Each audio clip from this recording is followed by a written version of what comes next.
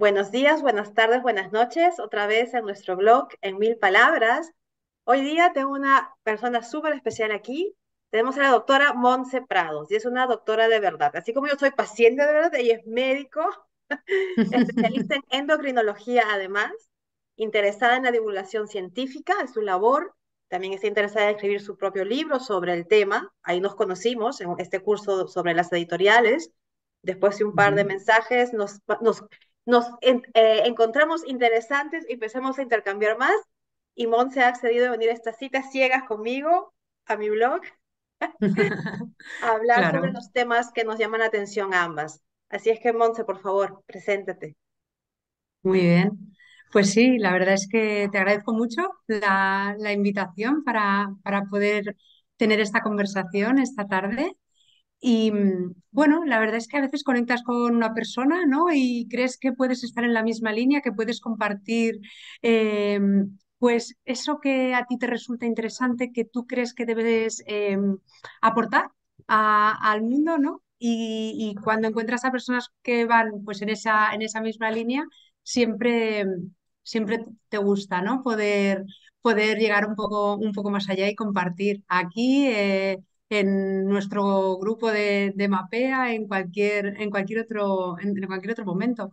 Pues sí, como comentabas, yo soy endocrinóloga, especialista. Desde hace 12 años trabajo en un hospital en una ciudad de Barcelona y únicamente ejerzo en la sanidad pública. Y bueno, ya hace varios años que además de ejercer de este modo, pues tenía interés en empezar a divulgar, a hacer divulgación para poder llegar a más personas.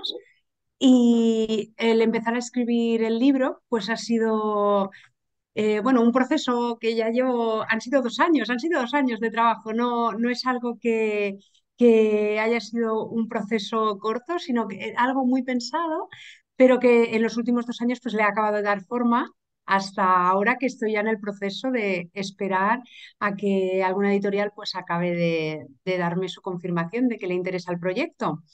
Entonces, claro, el tema de la divulgación científica, cuando te apasiona tu trabajo, cuando te lo crees, es algo muy sencillo. No es nada complicado, la verdad, porque hace lo que sí que, por otro lado, me resultaba un poco complicado era empezar con las redes sociales, que tanto nos recomiendan, tanto en el curso de Mapea para promocionar nuestro futuro libro, como lógicamente si quieres hacer cualquier tipo de divulgación, pues las redes sociales es una herramienta fundamental. Pero reconozco que sí que no he sido una usuaria habitual de redes sociales, de manera que me parecía muy complicado. Pero ahora ya llevo pues cerca de 3 meses y la verdad es que me gusta porque, claro, tiene su cierta complejidad y, por supuesto, siempre se puede perfeccionar, pero como el contenido, como la manera de hacer va alineada conmigo, pues realmente pues, no me resulta nada complejo, nada complejo. Entonces, un poco en la dificultad que yo me he encontrado en mi consulta, tratando a muchos pacientes, visitando a muchos pacientes, a muchas personas que tienen enfermedades relacionadas con su estilo de vida, ¿no? Pues es esta dificultad de llevar el cambio, ¿no? De conseguirlo, de mantenerlo. Y creo que los profesionales de la salud no tenemos una formación muy amplia en acompañar. Tanto los médicos, por ejemplo, estamos muy formados en curar. Y cada especialista pues conoce muy bien las enfermedades, conoce las técnicas diagnósticas, los tratamientos, pero a veces no hay cura o a veces la persona necesita, además del tratamiento, ser acompañada y creo que esto es importante. Por esto, pues ya hace varios años me interesa la formación en aspectos psicológicos. He hecho formación en coach, he hecho formación en inteligencia emocional y ahora estoy cursando otra formación en entrevista motivacional muy interesante, en contenidos muy interesantes pues para crear vínculo con las personas y para poder ayudarles. Porque yo creo que hay varios factores importantes aquí. Uno es que evidentemente siempre hay que ser empático con la persona que tienes delante porque eso va a condicionar, ¿no? La manera en la que la persona va a llevar su proceso y también las ganas, entre comillas, que le va a poner a hacerte caso, a adherirse, ¿no? A ese tratamiento propuesto, ¿no? Porque creas una confianza, al final es una relación de confianza. De manera que es imprescindible, ¿no? Tener esta formación. Pero más allá de esto, yo creo que es importante en todos los aspectos, ¿no? Porque como profesional te sientes mucho más realizado y las personas cuando las ves en una consulta tienen múltiples problemas. No quiere decir que yo pueda ocupar todo mi tiempo hablando sobre múltiples problemas, pero bueno, yo veo sus historias clínicas y me explican y te cuentan muchas cosas y hay que ser comprensivo, ¿no? Y para eso tienes que tener una cierta formación y también una cierta madurez, no solo personal, sino laboral, para ver pues qué parte puedes desarrollar como tú pensabas, ¿no? Como la parte más teórica de la visita, ¿no? Y un poco, ir un poco más allá en otros aspectos que son necesarios, yo creo, porque siempre que hay una buena conexión, todo va a fluir mucho más fácilmente. Y de forma egoísta, no solo para el usuario, ¿no? También para mí, porque, claro, el pensar que yo voy aquí y digo lo que pienso, yo soy el médico, yo digo, yo sé, yo pienso, pero la persona se va, no ha entendido nada a lo mejor, ¿no? Eso. Claro, que eso no quiere decir que conectes con todo el mundo, se puede intentar, no siempre, cumples las expectativas tampoco de la persona que está delante, pero bueno, yo creo que es importante que nos sintamos orgullosos, que esa persona eh, obtenga lo que quiere, no siempre es posible, pero que tú hagas las cosas lo mejor posible pasa por tener una formación en el trato de personas. Y Esto es importante. y eso es algo, Monse, que yo te lo agradezco en nombre de todos los pacientes, porque es algo que yo extraño mucho en los médicos. Yo detesto ser paciente, ¿no? Pero yo con mi tema, tengo un tema de alergias que ahorita por eso tengo los ojos aún lagrimeando, porque es la época que me florece todo. Y he tenido la mala experiencia de ir a una clínica privada, he visto al especialista en otorrinolaringología, en neumología y en alergología, pero han sido tres señores, que no tiene que ver que sean ni hombres ni que sean tan mayores, pero han sido tres señores muy mayores, que les ha importado un pepino enterarse siquiera de quién era el objeto que tenían enfrente. Era una cosa que podía haber sido yo o mi vecino, porque Ya, antes de siquiera auscultarme, es que ya tenía como un diagnóstico. Bueno, ya tomé el antihistamínico y ya está. Y le digo, bueno, perdón, lo que yo quisiera es no tener que tomar tantos antihistamínicos. O sea, fue horrible. De hecho, dos ensayos los escribí por eso, porque lo que noté fue justamente lo que tú has mencionado. Empatía, cero. ujú, Interés percibido por el paciente de parte de ellos, cero. Te intenten tratar en 3 minutos y fuera, vamos, es casi ofensivo, porque tú tienes una hora esperando para entrar, ¿no? Y luego el interés en ir por una causa, cero. Entonces yo decía, bueno, yo de hecho a la clínica no vuelvo, eso está claro, y de hecho no los recomiendo con nadie a los tres señores, porque mi experiencia particular ha sido eso, un médico que me ha demostrado cero interés en el paciente como ser humano, cero empatía, cero claro, interés por entender, es de ahora, es de siempre, es más, uno de ellos me quería convencer de que yo soy asmática y que me voy a morir asmática y que el asma no se cura y que es crónica y que... Y le digo, a ver, que tenga ahora síntomas asmáticos porque me silbaba el pecho, porque tenía obstruido todos los pulmones, no me ponga usted también una etiqueta de que soy asmática y que voy a ser asmática el resto de mi vida. Bueno, yo estaba, pero sabía que era como hablar con una persona ebria. En ese momento no íbamos a llegar a ningún entendimiento, así es que no dije más nada, esperé que pase lo que tenía que pasar y me fui y no vuelvo más. Entonces yo ya, veo lo que tú haces y la importancia es que en mi mundo ideal todos los médicos llevan estas formaciones de la conversación inteligente, empática, de inteligencia emocional. Son personas con las que tratamos, el paciente y el médico, ¿no? Entonces, la labor que tú haces me parece fenómeno. Yo quisiera que todos los médicos del mundo entiendan eso, que no basta con ser un experto en endocrinología, en neumología, en lo que sea, que sabes la cura, los tratamientos, la sintomática, vale, eso es prerequisito para que seas médico, pero estás tratando con gente, estás tratando con personas que tienen detrás todo un mundo, ¿no? Y lo que hablábamos el otro día, que no estábamos seguros, ¿estamos en la misma línea o no? Que estamos totalmente en la línea. Yo no voy ni para el lado del ocultismo, ni el esoterismo, ni de nada, pero tengo muy claro que además de nuestra medicina clásica, donde tienes que saber de qué va la enfermedad, el tratamiento, los cuadros clínicos, tienes que entender que el ser humano, el paciente que tienes enfrente, es un ser humano que tiene un medio ambiente. Que, por ejemplo, yo que hago viviendo en el medio de los montes llena de olivos y luego ando yo reclamando que me lloran los ojos, ¿vale? ¿No?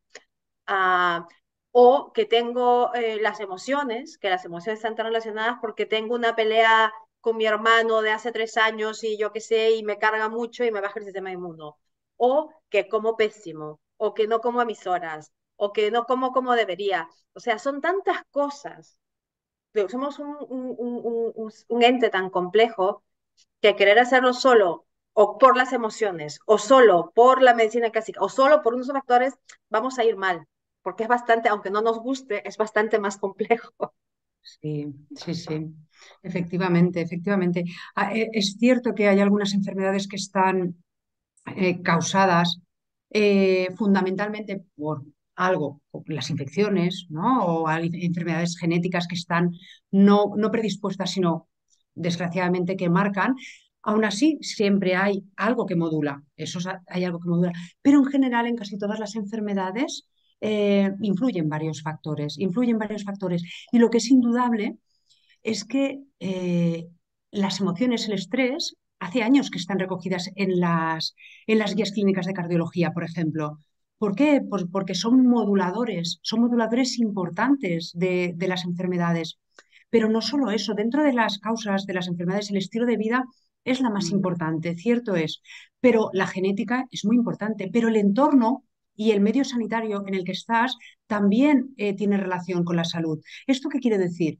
Que si tú vives en un lugar donde no tienes la posibilidad de acceder a profesionales, si vives en un entorno donde no puedes acceder a comida que estén pues en unas condiciones adecuadas o que puedas tener la cantidad que necesitas, que nosotros en nuestro primer mundo nos parece que esto es como muy extraño, pero esto ocurre por desgracia, un gran porcentaje de la población mundial está sometida a esa situación, ¿no?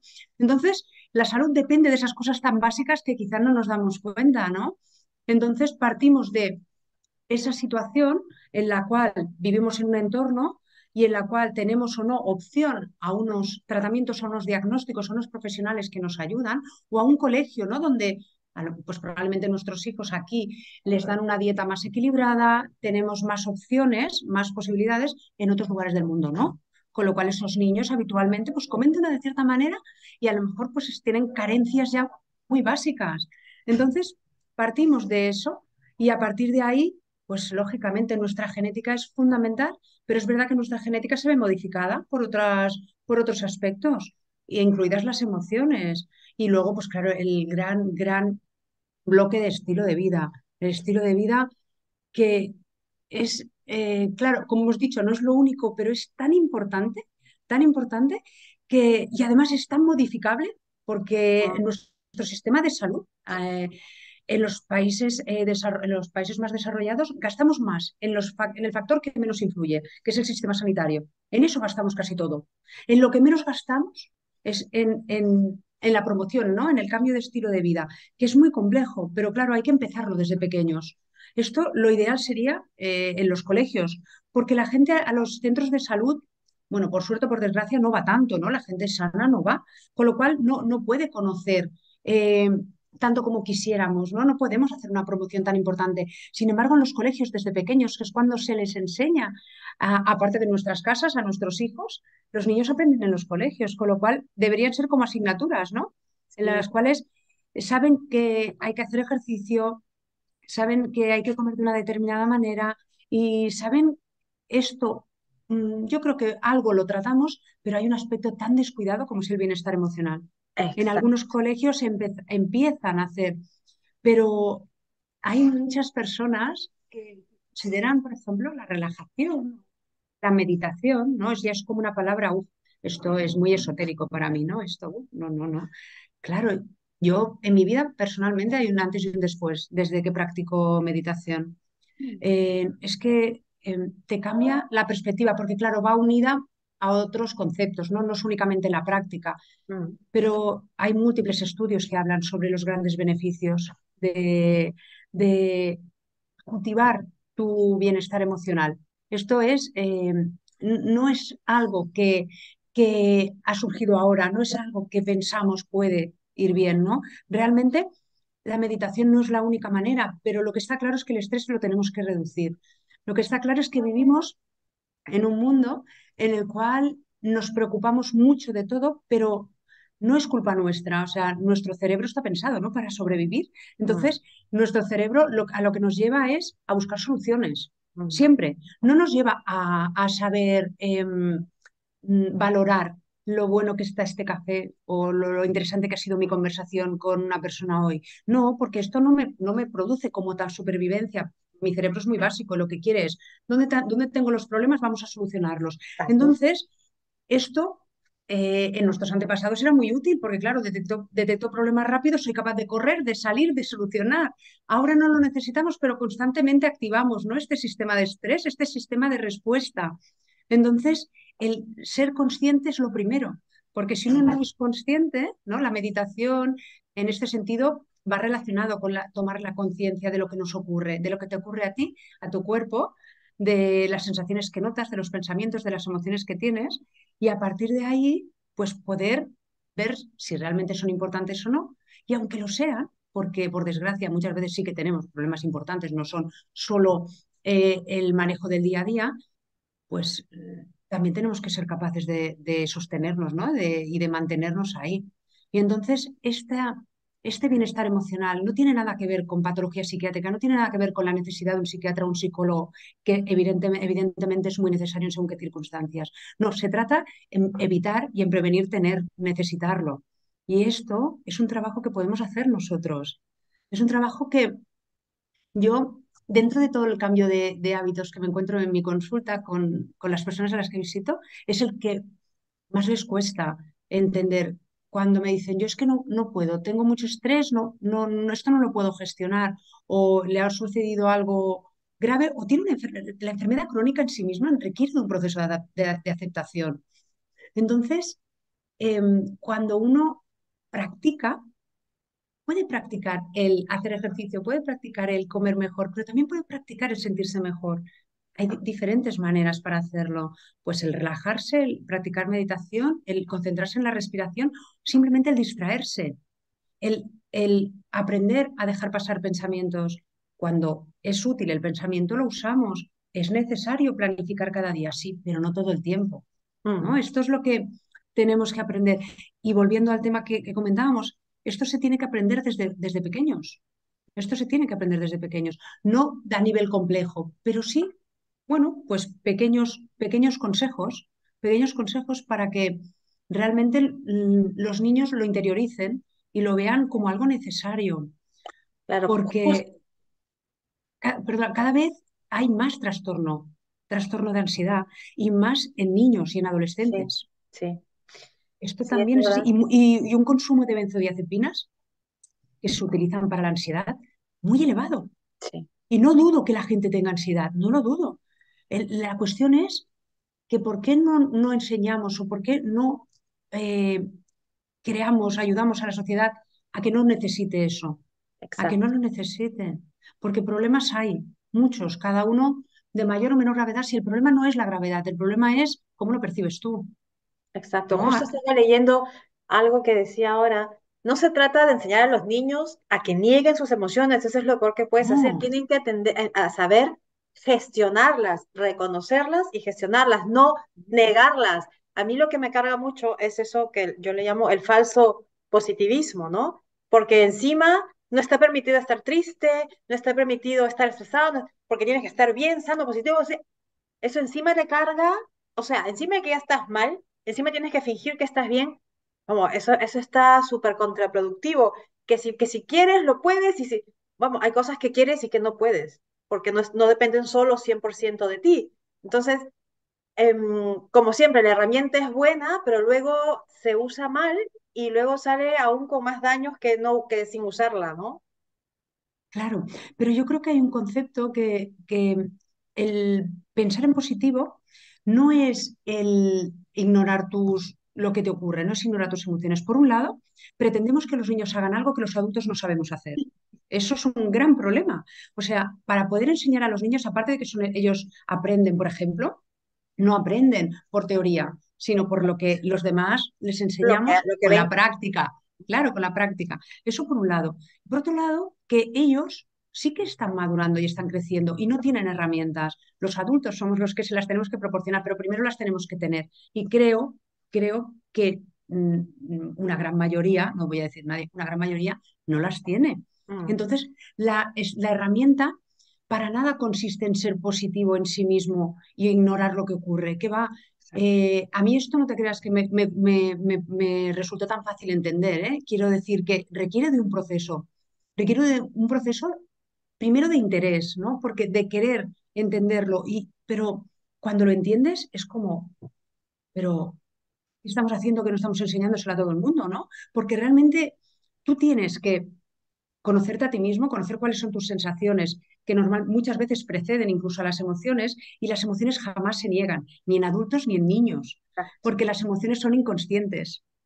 Tenemos una parte de nuestro cerebro que es irracional y es donde generamos, y es donde eh, tenemos que ser capaces de comprender y entender a los demás, ahí que somos empáticos, pero también a nosotros mismos. Nunca se niegan las emociones. Otra cosa es lo que hacemos con los sentimientos, los pensamientos que generamos, ¿no? Que esto sí que podemos modificar, y por supuesto con las conductas, ¿no? Como adultos, Claro, ahí es las donde los niños actitudes no que saben. tomas, Claro, exacto.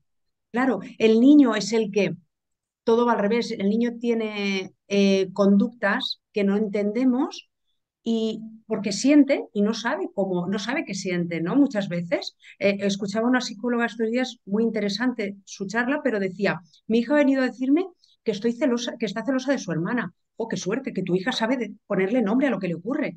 Lo normal es que los niños te griten o se enfaden o tengan una actitud y que nadie sepa qué le pasa.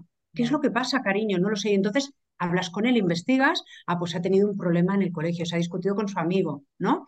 En cualquier motivo. Y entonces dices, pues ellos lo manifiestan así y ellos no saben reconocerse. Esto es lo que tiene que hacer el adulto. Si el adulto no sabe cómo va a enseñar al niño o cómo va a realizar ese proceso, ¿no?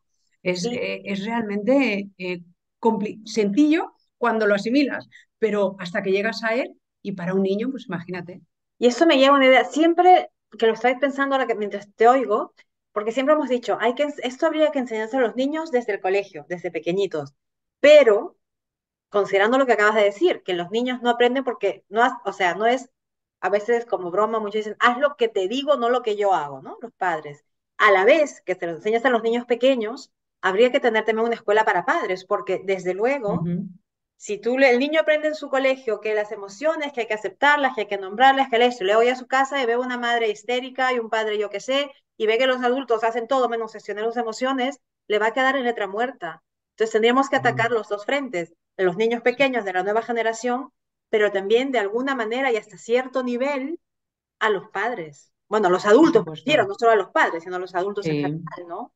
Sí, sí. De hecho, yo, paralelamente a este curso de inteligencia emocional, hice un curso de psicopedagogía para a ayudar a mis hijos, ¿no? Para ver cómo podía atenderles de un modo diferente, justamente gestionando emociones. Y los primeros temas hablan de tus emociones, no de las suyas. Exacto. Porque es que si no trabajas las tuyas, es que no puedes, si no aprendes a conocerte, no puedes pretender. Y aparte que no debemos, porque son niños y están creciendo, ya lo harán con tu cariño, con tu compañía, con tu comprensión y con ese estar simplemente, sin quererlos modificar, es como ellos se van formando como personas, ¿no? Y como ellos aprenderán a que no tenemos que reaccionar, ¿no? No tenemos que tener comportamientos agresivos, no tenemos que gritar, castigar, pelear, amenazar, ¿no? Estas cosas son las que enseñamos a nuestros hijos. Y además, Entonces, perdóname, se puede dar una dinámica muy bonita cuando ambos, cuando los niños y los padres van aprendiendo, se retroalimentan. Y eso puede ser una espiral positiva muy bonita también. claro, claro, sí, sí. Es que yo pienso que hay muchos adultos que no se dan cuenta de la importancia que tienen dentro de Sí. su vida, sus enfermedades, con lo cual no pueden tratar eso con sus hijos porque tampoco lo ven, ¿no? Para ellos, porque no nos han educado para eso, porque no consideramos que sea tan importante. Ahora que se habla más de las emociones, cierto es, pero nos queda trecho en ese trabajo, en esa guerra, entre comillas, nos queda mucho por hacer. Entonces, yo cuando le digo a los pacientes en la consulta, en- ¿podemos cambiar esto? No, no, yo soy así. No, no, no. Entonces, claro, si esto, ya te digo, me lo dicen en costumbres que puedan ser pues de alimentos o de evitar el sedentarismo, pues en cómo tratan sus emociones, en cómo gestionan sus pensamientos, lo ven como muy extraño, lo ven como muy extraño y eso es muy frecuente. Con lo cual, este poder conocerte, este saber que cuando sabes que puedes cambiarte, que realmente puedes, porque no podemos cambiar a los demás, pero sí que nos podemos Exacto. cambiar a nosotros mismos, pero nos pasamos el tiempo intentando cambiar a los demás. No, Sí, claro, la nos pasamos ilusión el de tiempo intentando control. cambiar, empezando por mí, cuando yo tenía el objetivo de que tenía que cambiar a mis pacientes. Este es uno de los momentos también en los que me hice el cambio. Los objetivos no son míos, ¿no? Los objetivos son de las personas a las que yo visito y yo no tengo que cambiar a nadie. No puedo cambiar. Y entonces eso me llevaba a tener una gran frustración, porque yo tenía mis objetivos, ¿no? Aquí entra la persona que tiene esta enfermedad y yo tengo mis objetivos para cumplir, ¿no? Que tiene que mejorar en la analítica, que tengo que conseguir.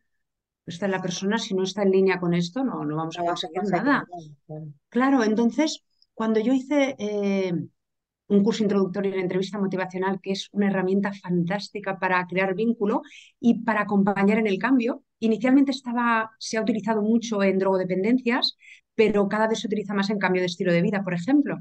Entonces, estoy deseando avanzar en el curso, ya te digo que lo estoy haciendo. Entonces, yo cuando lo vi dije, pero ¿yo esto cómo lo hago en la consulta? No tengo tiempo de aplicar, de conseguir y de hacer todo. Y me dijo, tu objetivo muchas veces es que el paciente vuelva. Y pensé, uy, pues igual sí, ¿no? Porque claro, yo tengo el tiempo que tengo en mi consulta, yo tampoco me puedo volver loca. Ojalá la sanidad pública funcionara de otro modo, no tenemos recursos.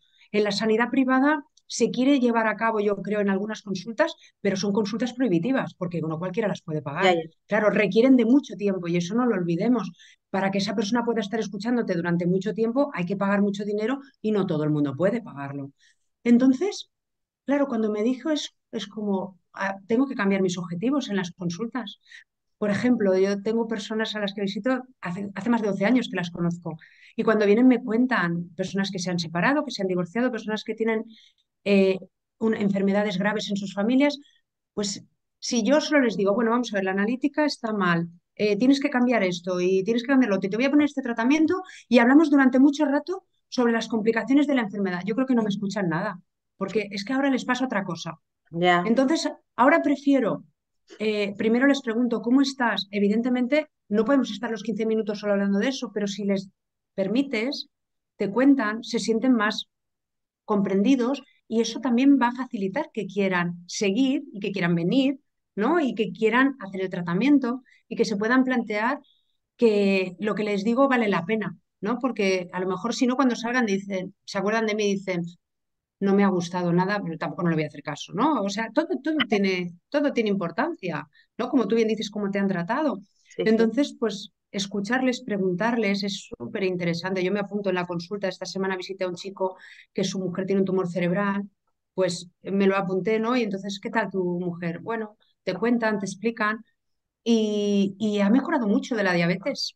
Ha mejorado No, mucho de la que con diabetes, ¿no? eso lo ayudas Entonces, tanto, nada más preguntarle claro, cómo le va la fuente de sus preocupaciones que hacen que luego que él esté todo desbalanceado, ya con eso le das a él yo me atrevo a decir que le das un respiro, que le das un cierto claro. respiro, es decir, esta doctora me está entendiendo, o sea, no está yendo solo a mi diabetes, sino sabe que la preocupación por el tumor de mi mujer me tiene también a mí desbalanceado.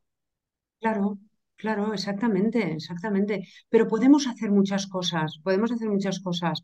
Eh, de un modo, también se habla sobre cuánto puedes manipular a las personas utilizando este tipo de técnicas, ¿no?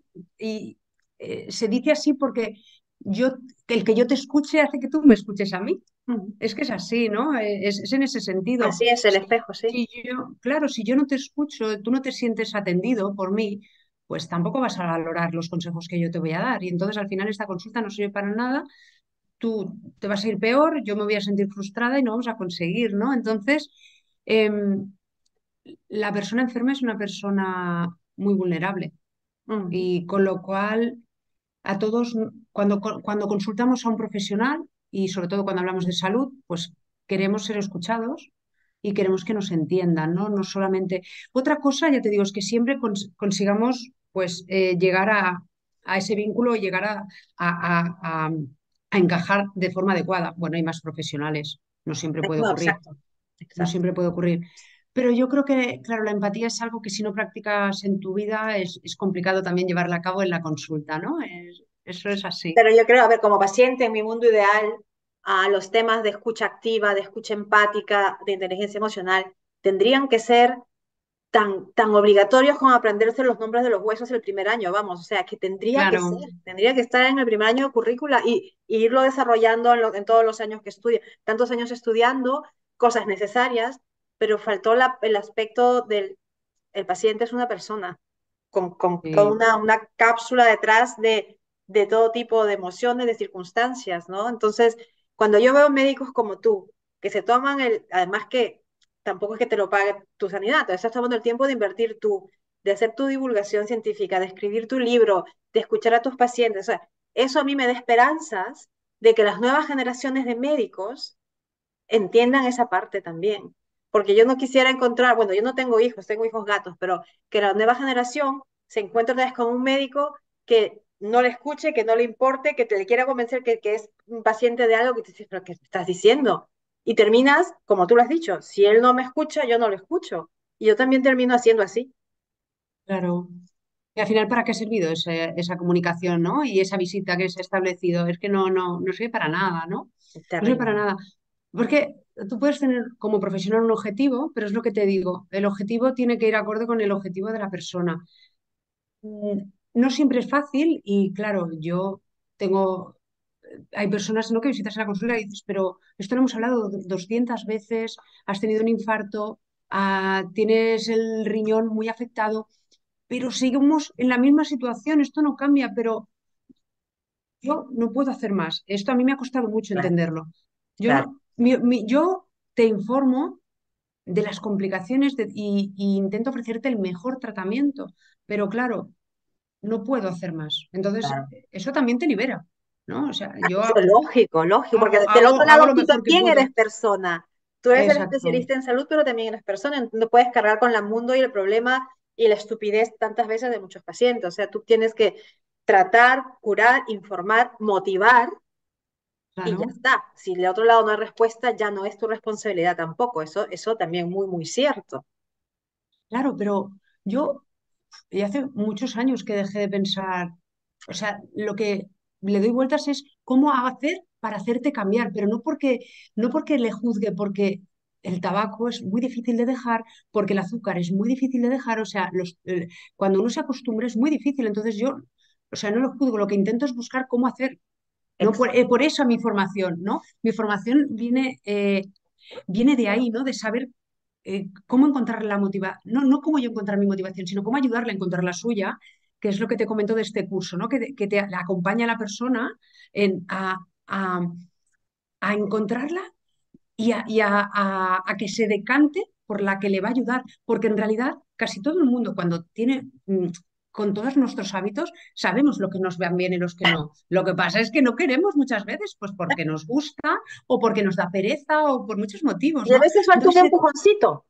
exacto. Y se trata de que lo hablemos, pero la táctica frecuentemente utilizada también de la imposición, de decirte, mira, toma, te voy a dar 4 hojitas y aquí tienes todo, y hazlo todo y es obligatorio. Pues esto crea rechazo y crea resistencia en las personas, ¿no? Porque aparte de que yo soy la que mejor me conozco, ya sé lo que quiero y lo que necesito, y eso es así, eh, cuando obligamos y creemos decirle a las personas lo que tienen que hacer y lo que saben, es que esto está demostrado que, ya te digo, crea rechazo y resistencia. Yo soy el que mejor me conozco. Otra cosa es que, de algún modo, el profesional tenga la maestría de guiarle en que él decida que lo que es bueno es lo que él quiere sea.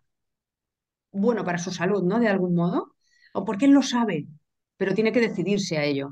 Él Exacto. ya sabe que no debe fumar, las personas sufren mucho, las Mm. personas sufren mucho por fumar o por tener una obesidad secundaria a una mala alimentación o por muchas cosas, ¿no? Por muchos hábitos no adecuados.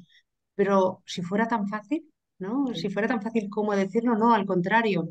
Entonces, el, el poder el poder guiar, el poder acompañar y que la persona vea, ¿no? Y decida por sí mismo que quiere hacerlo. Eso es el gran kit de la cuestión.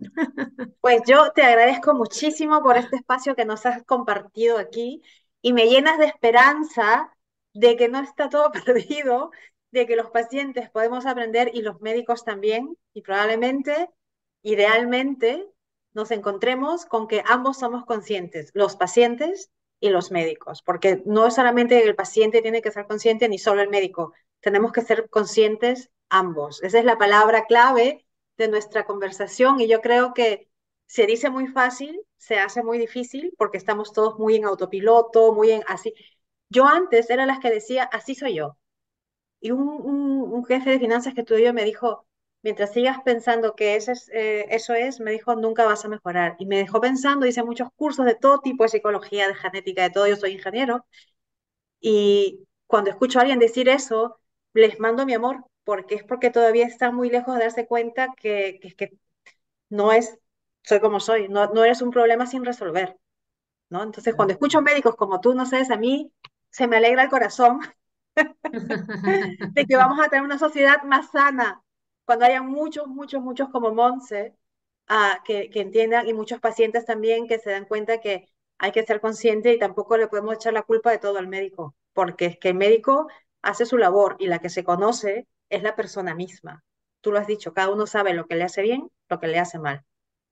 Y el empujoncito de médicos como tú, pues vamos, por una sociedad más sana mentalmente y físicamente también. Sí, sí, sí. Un conjunto es un equilibrio. Bueno, Monse, ha sido un súper placer. Se me ha ido los 30, 40 minutos, se me han ido como si fuesen tres. Así es que a ver si repetimos, porque hay temas mucho más Claro. concretos que tratar. Y por ahora me despido antes de que el Zoom nos eche. Muchas gracias Muy por estar bien. con nosotros. Muchas gracias, Ana. Nos vemos, Hasta Monse. luego. Adiós. Adiós. Adiós, adiós.